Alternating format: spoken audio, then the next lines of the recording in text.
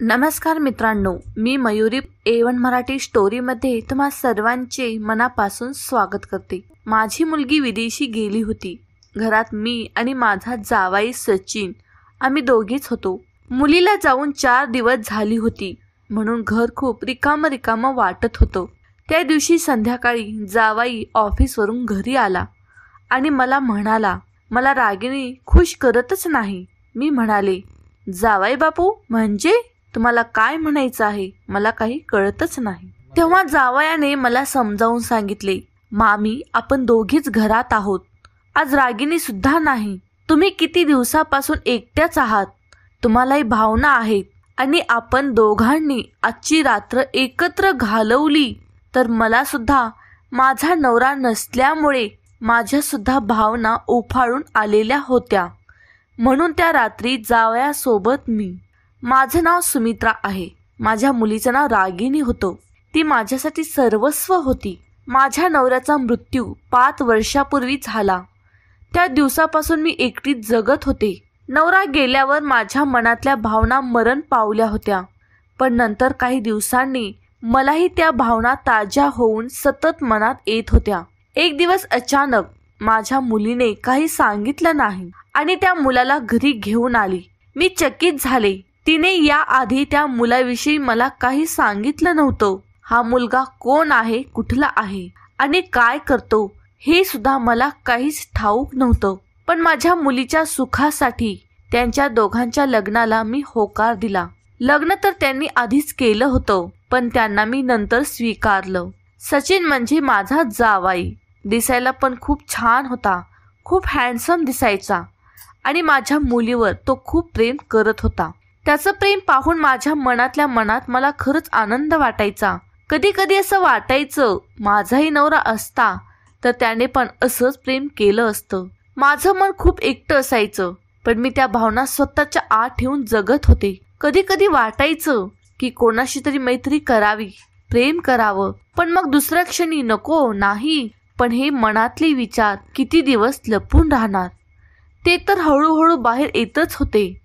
माझ्या भावनांनी दिवस मला त्रास देणं सुरू केलं। माझ्या मुलीचं लग्न झालं आणि 4 महिने होऊन गेले। जावाई सचिन आमच्या घरात राहायचा। माझ्या नवऱ्याचा कारखाना होता, त्यामुळे मी सर्व सांभाळत होते। पण आता माझं सर्वस्व माझी मुलगी आणि माझा जावाईच होता, म्हणून मी सगळं कारभार रागिनीच्या हातात दिला आणि तिने सचिनच्या हातात। सचिन हा खूप जबाबदारीने कारखाना चालवत होता। एक दिवस रागिनी परदेशी ट्रिपसाठी गेली, ती घरी नव्हती। तेव्हा सचिन तर राहायला आमच्याच घरात होता। मी आणि सचिन आम्ही दोघीच आता घरात राहणार होतो। एका दिवशी सचिन अचानक माझ्या रूम मध्ये आला। मी झोपले होते। मला माझ्या जवळ कोणीतरी आहे असं जाणवलं। तेवढ्यातच मला कोणीतरी स्पर्श केल्यासारखा वाटला। मी डोळे उघडून पाहते तर माझ्यासमोर सचिन उभा होता। मी म्हणाली, सचिन काय आहे? आणि तो बाहेर निघून गेला। त्या 1 महिन्यात रागिनी माझ्या जवळ घरी राहणार नव्हती, त्यामुळे घरात मी, माझा जावाई सचिन आम्ही दोघीच होतो। जावाई सकाळी ऑफिसला 9 वाजता जायचा आणि रात्री तो घरी यायचा। त्या दरम्यान घरात मी एकटीच राहायची। नोकरांना सुद्धा मी रोज संध्याकाळी 6 वाजेपर्यंत घरात ठेवून मग सुट्टी द्यायची। त्यांना देखील आपापला घर संसार आहे, म्हणून मी त्यांच्याकडून जास्त काम करून घेत नसायची। त्यांचं काम झालं की लवकरच त्यांना सुट्टी देऊन त्यांना पाठवून देण्याचं मला चांगलं वाटायचं। त्यामुळे ते सुद्धा मला मालकीन म्हणून खूप आदर आणि प्रेम करायचे। मला स्वयंपाक करण्याची एक वेगळीच आवड होती। संध्याकाळचा स्वयंपाक मी स्वतःच हाताने तयार करायचा। माझ्या जावयाला गाजराचा हलवा खूप आवडायचा आणि तो फोन करून म्हणाला, मामी आज मला गाजराचा हलवा खायची खूप इच्छा आहे, संध्याकाळी जेवण तयार करून ठेवलं तर खूप छान होईल। आता जावयाने माझा आदेश दिला होता, त्यामुळे मी खूप आनंदी होऊन त्याच्यासाठी हलवा तयार करायला लागले। जावई संध्याकाळी 8 वाजता घरी येणार होता। माझी मुलगी रागिनी परदेशात जाऊन 8 दिवस झाले होते। ती घरी नसल्यामुळे मला काही करमत नव्हतं, पण सचिन मला बोलूनच वेळ घालवायचा। कधी मला कुठलीच कमी जाणीव होऊ द्यायचा नाही। रागिनी नसल्यामुळे सचिनचा सहवास अधिक आवडू लागला होता। सचिन संध्याकाळी 8 वाजता घरी आला आणि मी आधीच जेवण तयार करून ठेवलं होतं। मी म्हणाले, जावाई बापू जेवण तयार आहे. मग सचिन, हो मामी, लगेच आलो. त्याने हातपाय धुवून जेवायला आला. आज आम्ही दोघं जेवण करत होतो. रागिणी परदेशात गेल्यापासून मी आणि जावयाने एकत्र जेवण केले. 8 दिवस जावयाला कंपनीमध्ये खूप काम होतं आणि तो नेहमी घरी उशिरा येत होता. आज आम्ही दोघं एकत्र बसून जेवण करत होतो. सचिन माझ्याकडे खूप टक लावून पाहत होता. सचिन माझ्याकडे पाहत होता आणि त्याच्या पापण्याही खाली पडत नव्हत्या. मी म्हटलं, काय जावई बापू, कोणत्या विचारात गुंग आहात? तो म्हणाला, काही नाही मामी, पण त्याच्या चेहऱ्यावर काहीतरी वेगळी गडबड होती. तो पुढे म्हणाला, तसं काही नाही. काय चालू होतं मनामध्ये? तुमच्या डोळ्यात काहीतरी वेगळं दिसत आहे. तुम्ही माझ्याकडे टक लावून पाहत होता. काहीतरी तुमच्या मनामध्ये होतं. मी त्याला विचारलं, बहुतेक रागिणीची आठवण येत असेल तुम्हाला. तेव्हा सचिन हसू लागला आणि म्हणाला, खरं सांगायचं तर मामी, मी आजपर्यंत तुम्हाला काही सांगितलं नाही, पण रागिणी खरंच भोळी आहे. तिला नवऱ्याला खुश कसं करायचं हे तिला काही कळतच नाही बघा. अरे बापरे, आता तुम्ही दोघांनी तरी एकमेकांना लग्नाच्या अगोदर खूप समजून घेतलं होतं आणि त्यानंतर लव्ह मॅरेज सुद्धा केलं आणि आता माझी मुलगी भोळी वाटत आहे. लग्नाच्या अगोदर कळलं नाही का रागिणी भोळी आहे? त्यावर सचिन म्हणाला, लग्नाच्या अगोदर खरंच रागिणी खूप वेगळी होती, पण लग्नानंतर खूप वेगळी झाली आहे. मला जे आवडतं त्यात रागिणी मुद्दाम करून काहीतरी खोड काढते आणि मला काही सुख देत नाही. मी सचिनला विचारू लागले, म्हणजे रागिणी तुम्हाला कोणत्या गोष्टीबद्दल सुख देत नाही? सचिनच्या चेहऱ्यावरती लहर थोडी वेगळी होती आणि मला लक्षात आलं की सचिन वेगळ्या अर्थाने बोलत होता. त्याच्या नजरेतील ती अजब भावना आणि शब्दांनी मला आश्चर्यचकित केलं. मी थोडं गोंधळलेली. काही वेळ शांत बसले आणि काही बोललेच नाही. माझ्या मनामध्ये विचारांचे वादळ सुरू झालं, पण मी काही बोलायला गेले नाही.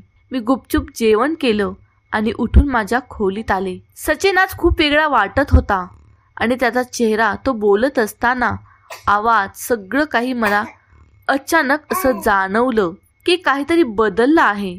तेव्हा सचिन याआधी कधी माझ्याकडे इतकं टक लावून पाहत नव्हता. तो मला काही बोलत नव्हता, पण त्याच्या नजरेतील भावना मला गोंधळून टाकत होते. आज सचिनने पहिल्यांदाच रागिणीबद्दल वेगळं सांगितलं. आज तो माझ्याशी थेट आणि बेधडक बोलत होता. त्याच्या बोलण्यावर मला आश्चर्य वाटत होतं आणि असंही वाटत होत की रागिणी नसल्यामुळे सचिन मोकळेपणाने, मनमोकळ्या शब्दांत बोलत असेल. दुसऱ्या दिवशी सकाळी उठल्याबरोबर मी पाहिलं की सचिन माझ्या खोलीच्या दारात उभा होता. आता ही दुसरी वेळ होती की सचिन माझ्या खोलीच्या समोर उभा होता. तो थोड्या हलक्या आवाजात म्हणाला, गुड मॉर्निंग मामी. मी सुद्धा हसत गुड मॉर्निंग म्हणाले. त्याने विचारलं, कशी झाली झोप? मी उत्तर दिलं, जेवण करून जी झोपली ती आत्ताच जागी झाली. हसत बाहेर निघून गेला, पण त्याच्या हसण्यामध्ये काहीतरी वेगळं होतं. सकाळी नाश्त्याची वेळ झाली तेव्हा सचिन मला म्हणाला, सुमित्रा, नाश्ता तयार आहे ना? सचिनने आज मला पहिल्यांदाच माझ्या नावाने एकेरी हाक मारली होती. मी त्याला ठणकावून म्हणाले, तू माझ्या मुलीचा नवरा आहेस. मी तुझी सासू आहे. मी तुझ्यापेक्षा कितीतरी पटीने मोठी आहे आणि तू मला एकेरी भाषेने बोलत आहेस. सचिन, तुला नाही हे शोभत. तेव्हा सचिन म्हणू लागला, आपण दोघीच तरी घरात आहोत. जर नाव घेऊन बोललं तर त्यात काय झालं? तो म्हणाला. माझ्या मनात अनेक विचार घोळत होते, पण मी थोड्या वेळासाठी बाजूला ठेवलं. सचिनच्या बोलण्याने मला गोंधळून टाकलं होतं. असं बोलण्याचं कारण काय असेल हे मला समजत नव्हतं. तो काय विचार करत असेल असं वाटून मी त्याचा चेहरा पाहिलं. त्याच्या चेहऱ्यावर काहीतरी वेगळंच होतं. तो म्हणाला, काय करू मामी, मला तुमची मुलगी खुश ठेवतच नाही, म्हणून मला एकेरी भाषेने बोलावं लागलं. तुम्ही तरी मला समजून घ्या. मला सचिनच्या बोलण्याचा अर्थ कळाला होता, म्हणून मी पुढे बोलावं असं मला काही योग्य वाटलंच नाही. तरी सुद्धा माझ्या मनामध्ये सचिन बोललेल्या गोष्टीची खंत होतीच. सचिन ऑफिसला निघून गेला आणि त्यानंतर मी सुद्धा मार्केटला गेले. गेल्यावर मार्केटवरून मी खरेदी करून घरी परतत होते. त्याचवेळी माझी खूप जुनी मैत्रीण मला भेटली. हल्ली ती मला खूप दिवसापासून भेटली सुद्धा नव्हती. ती माझी कॉलेजमध्ये असताना खूप जवळची मैत्रीण सुद्धा होती. सुरुवातीला मी तिला काही ओळखलंच नाही, पण निरखून पाहिल्यावर समजलं की ती माझी वर्ग मैत्रीण वर्षा आहे. मी तिच्या जवळ गेले. ती सुद्धा मला पाहून आश्चर्यचकित झाली. आम्ही दोघींनी सुद्धा तिथे बसून खूप वेळ गप्पा सुद्धा मारल्या. मी तिला माझ्या मुलीचे लग्न झालेलं सुद्धा सांगितलं. मी सुद्धा खूप खुश झाली. तिच्या मुलीचं लग्न झालं होतं. तिचा जावाई खूप टुकारून निघाला होता ते सांगून तिची खंत व्यक्त करत होती. तेव्हा तिने मला विचारलं, तुझा जावाई कसा आहे? तेव्हा मला माझ्या जावयावर खूप अभिमान होता, कारण की मला जावाई सुद्धा असाच लाखात एक मिळाला होता. म्हणून मला जावायला दाखवायला काहीच लाज वाटायची नाही. मी सुद्धा खूप आवडीने, प्रेमाने आणि आनंदाने तिला माझ्या जावयाचे फोटो दाखवत होते. तिला सचिनचे फोटो दाखवल्यावर ती एकदम गोंधळून गेली आणि म्हणाली, हा तुझा जावाई आहे? अगं, हा तर एक नंबरचा बदमाश मुलगा आहे. याच मुलासोबत माझ्या मुलीचं लग्न लावून दिलं होतं, पण याने लग्नाच्या 2-3 महिन्यानंतरच त्याचं खरं रूप दाखवायला सुरुवात केली. त्यांनी आमची संपूर्ण प्रॉपर्टी हडप केल्यात जमा होती, पण योग्य वेळी त्याची चोरी पकडली म्हणून आम्ही थोडक्यात बचावलो. मी खूप गोंधळून गेले. माझी मैत्रीण वर्षा माझ्याशी असं बोलत होती. मला काही तिच्या बोलण्यावर विश्वास वाटत नव्हता. बहुतेक ती माझ्या जावयावर आणि माझ्या मुलीवर जळत असेल, म्हणून मला तिच्याबद्दल रागही मनात येऊ लागला. पण तिने सविस्तर सांगायला सुरुवात केली आणि तिने सांगितलं, माझ्या मुलीचे आणि माझे व्हिडिओ आणि फोटो त्याने काही काढून ठेवल्या होत्या. त्या फोटो मी व्हायरल करीन म्हणून आम्हाला खूप भीती दाखवत होता.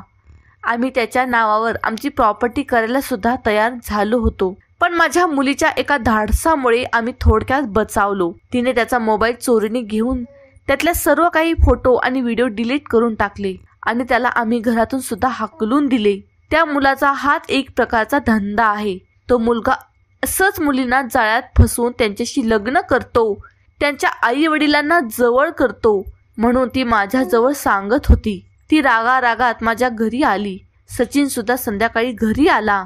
मला सचिनवर सुद्धा संशयाला सुरुवात झाली होती. सचिन ही असा करू शकेल असं मला वाटत नव्हतं. पण 2 दिवस निघून गेले आणि माझ्या मोबाईलवर माझ्या फोटो आल्या आणि मला धमकी सुद्धा देऊ लागला. आता माझ्या रूममध्ये माझा नौकर आणि माझा जावाई सचिन या दोघांशिवाय कोणीच येऊ शकत नव्हतं. माझ्या रूममधल्या फोटो होत्या. मला सचिनवर माझी मैत्रीण वर्षांनी सांगितलेल्या सर्व गोष्टी खऱ्याखुऱ्या होऊ लागल्या होत्या. सचिनची नजर माझी मुलगी विदेशात गेल्यापासून बदलली होती.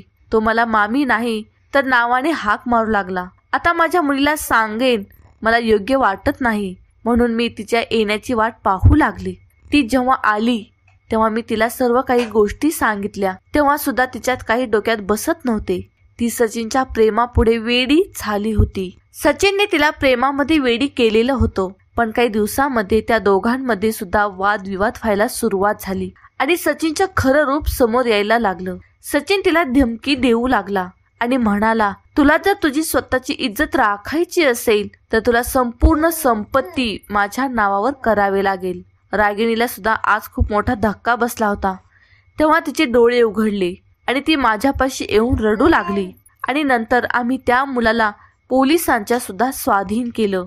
आज तो गुन्ह्यामध्ये अडकला आणि आम्ही खूप मोठ्या संकटातून बाहेर आलो. मित्रांनो, अशाच कथा पाहण्यासाठी चॅनलला सबस्क्राईब नक्की करून ठेवा. भेटूयात अशात एखाद्या नवीन व्हिडिओमध्ये. तोपर्यंत धन्यवाद.